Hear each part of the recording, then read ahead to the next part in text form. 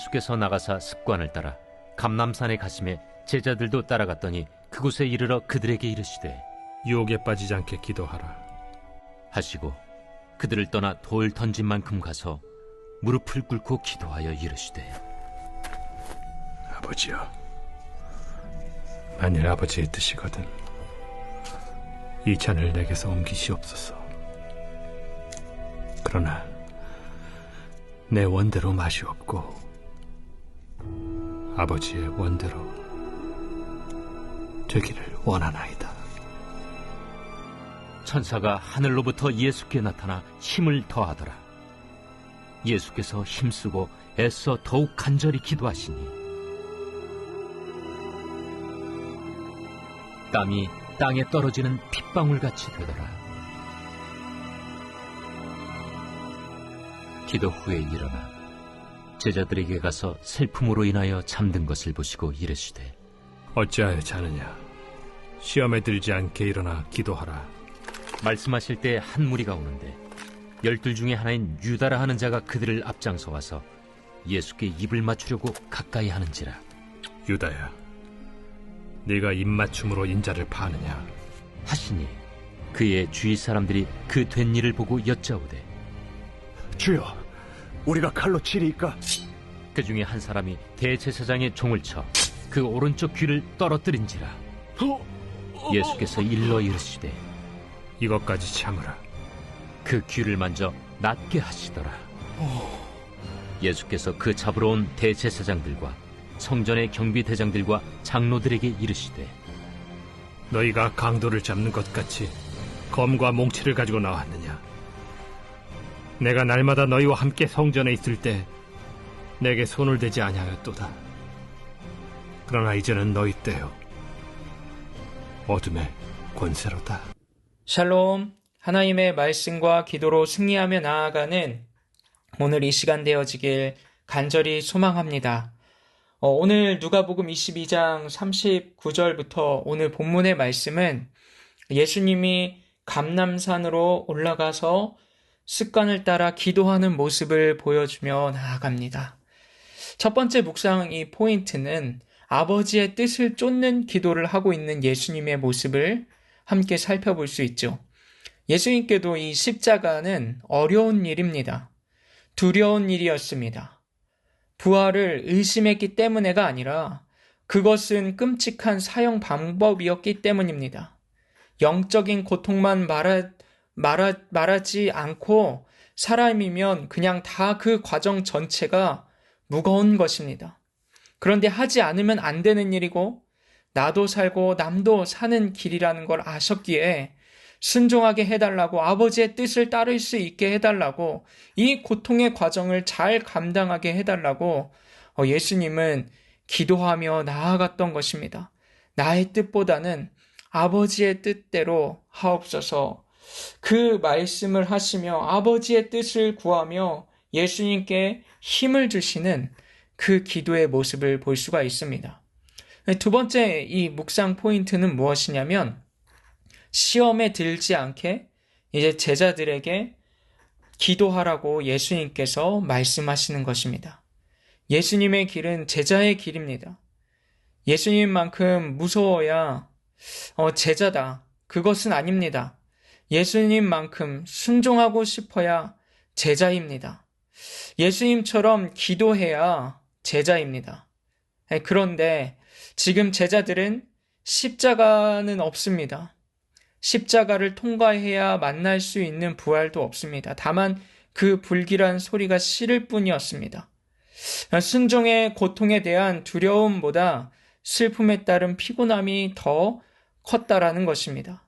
그래서 예수님께서 기도하실 때 나와 같이 1시간도 깨어있지 못하느냐 예수님께서 말씀하시며 시험에 들지 않게 일어나 기도하라. 우리 46절 말씀에 보면 그렇게 예수님께서 제자들에게 부탁하고 간구하시는 것이죠.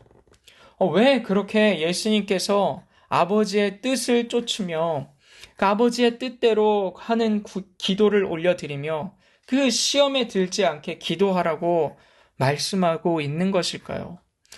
이 세상엔 우리가 삶을 살아가면서 칼을 들고 싶은 마음이 들게 하는 그런 상황들이 너무나도 많다라는 것입니다. 오늘 이 본문 말씀 47절부터 53절까지의 말씀은 이 예수님께서 그들과 늘 함께 하셨는데, 오늘 53절 말씀 보시면 내가 날마다 너희와 함께 성전에 있을 때에 내게 손을 대지 아니하였도다. 그러나 이제는 너희 때요 어둠의 권세로다 하시더라 라고 말씀하고 있습니다. 이 말씀을 보면 감람산에서 이제 체포하기 직전까지 이 상황이 왔던 것입니다. 하지만 본문에서는 예수께서 제자들에게 말씀하실 때에 한 무리가 출현합니다. 유다가 한 무리를 이끌고 은밀한 사적 장소로 들어오게 됩니다. 유다가 언제 제자 무리에서 이탈했는지는 언급하진 않지만 대제사장을 만난 이후 유다는 줄곧 예수님을 넘겨줄 기회를 엿보고 있었던 것을 우리는 알 수가 있습니다. 그때에 우리는 어떤 것을 볼 수가 있습니까? 예수께서 칼로 그들을 칠지 묻는 제자들은 몇 시간 전 예수님께서 칼을 사라고 하셨던 것이 바로 이런 상황을 대비하기 위해서 짜맞춰진 생각을 했을 것입니다. 그러나 순간 제자 중 하나가 칼을 휘둘러 제사장의 종의 귀를 베어버린 것입니다. 군병들과 제자들이 무력으로 충돌할 일촉즉발의 순간에 예수님은 다급히 제자들에게 말씀하시는 말씀은 무엇입니까? 그렇게 기도하고 시험에 들지 않게 기도하고 아버지의 뜻을 따라 기도하는 그 기도를 올려드리라 하는 이유는 우리가 하나님의 뜻이 아니라면 이것까지 참으라고 말씀하시는 예수님의 음성을 들을 수 있어야 하는 것입니다. 그래서 예수님께서는 우리 51절 말씀에 보면 이렇게 말씀하시죠. 예수께서 일러 이르시되 이것까지 참으라 하시고 그 귀를 만져 낫게 하시더라. 자신을 체포하러 온 무리에게 제자들은 칼로 맞섰지만 이 세상은 우리가 칼로 맞서야 하는 것이 아니라 이것까지 참아내며 시험에 들지 않게 참아내며 정말 칼을 들고 싶은 순간이라 할지라도 기도하며 그 모든 것들을 이겨내야 하는 것을 예수님께서는 제자들에게 가르쳐 주시며 그 충돌을 막아주시는 것입니다.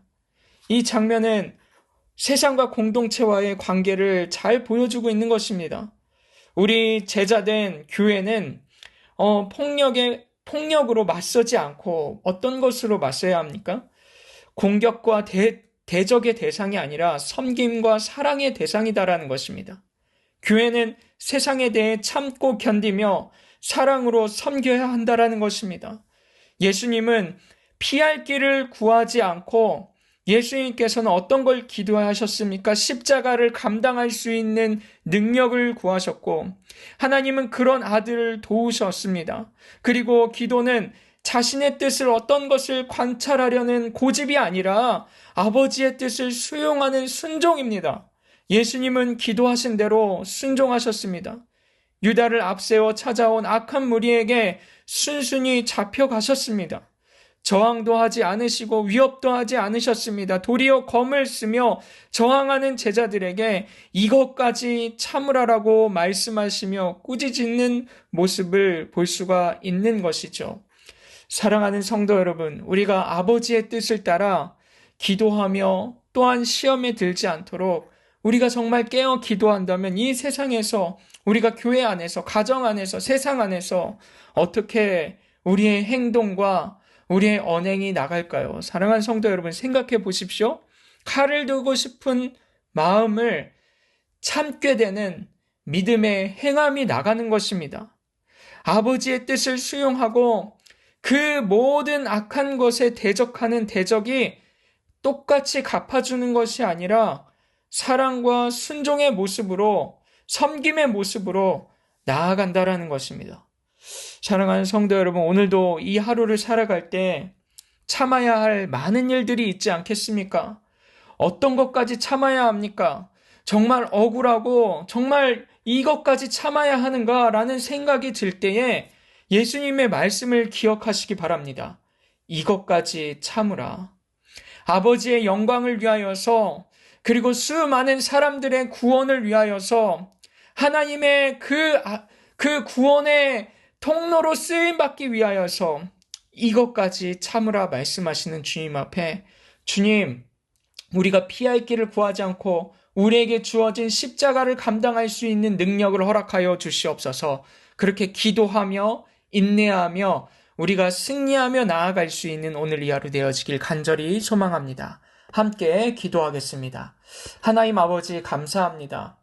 우리는 하나님 기도할 때에 우리의 뜻을 구하며 우리가 하고 싶은 것, 우리가 또한 얻어야 할 것들을 많이 이야기하지만 우리 아버지께서는 우리에게 아버지의 뜻을 구하며 시험에 들지 않게 기도하라 하십니다. 그리고 이 세상에 나아가 우리가 사람들을 만날 때에 어떠한 자세로 나아가야 하는가, 정말 그 세상을 향해 대적이 아니라 섬김과 사랑으로 견디며 승리하도록 이것까지 참으라 말씀하시는 주님의 음성 앞에 아멘으로 순종하며 나아가는 오늘 이 하루 되어질 수 있도록 인도하여 주시옵소서. 예수님의 이름으로 기도드립니다. 아멘. 오늘 말씀 붙잡고 기도해 주시고 또한 오늘 교회를 위해서 함께 통성으로 기도하도록 하겠습니다.